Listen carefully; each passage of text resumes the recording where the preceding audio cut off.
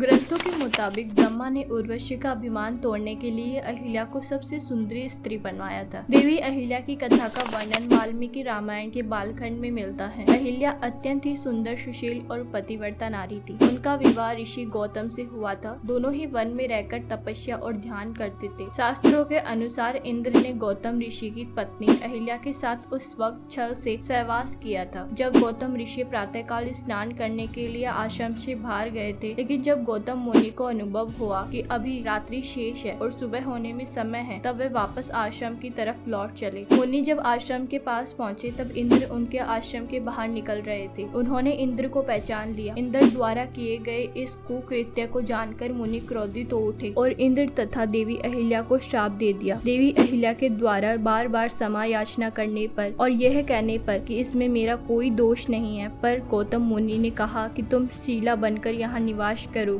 त्रेता युग में जब भगवान विष्णु राम के रूप में अवतार लेंगे, तब उनके चरण रज से तुम्हारा उद्धार होगा। अहिल्या ने ही माता सीता को पतिव्रता धर्म और जीवन की शिक्षा दी थी। इसी के साथ उन्होंने सीता माता को एक ऐसी दिव्य साड़ी भी दी थी जो कभी गंदी नहीं होती थी और न ही फटती थी।